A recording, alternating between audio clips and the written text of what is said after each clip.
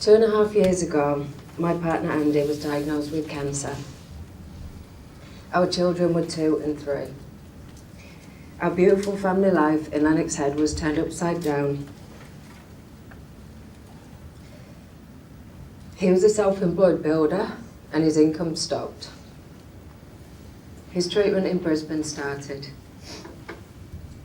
We didn't have Heartfelt Homes to turn to. It was an expensive and logistical nightmare.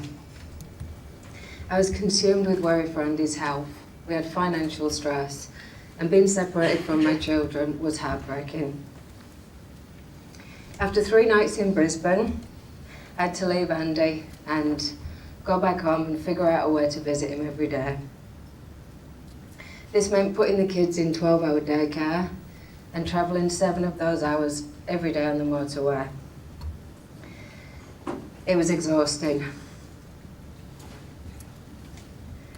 I remember one day, Andy was really sick and I was by his side and his meal turned up and I just ate it. I was starving. I couldn't remember when I'd last eaten. Luckily, he was a bit too sick to fight me for it.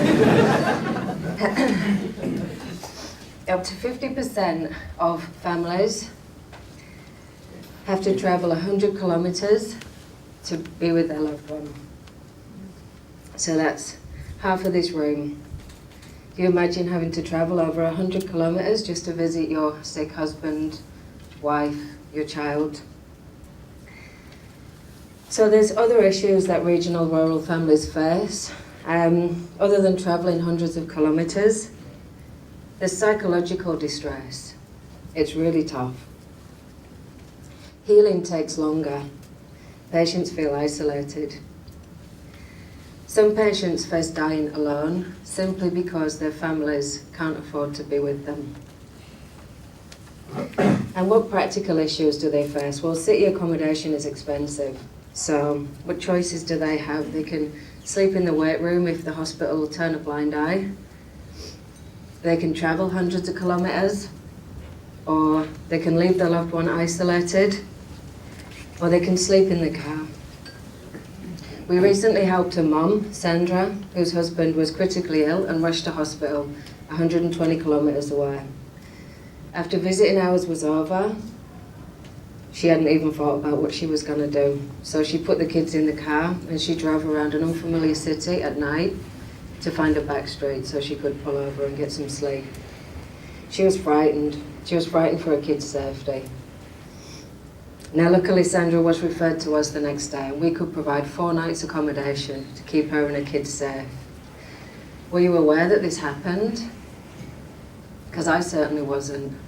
But it does, and far more often than you'd like to think about. So Heartfelt Homes keeps families together.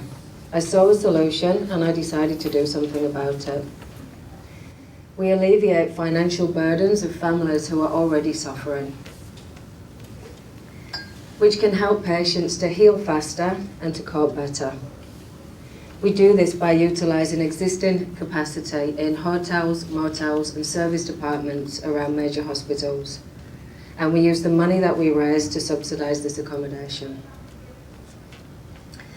We've been successfully operating in New South Wales for 2 years. We've kept 107 families together. We've provided over 500 nights accommodation.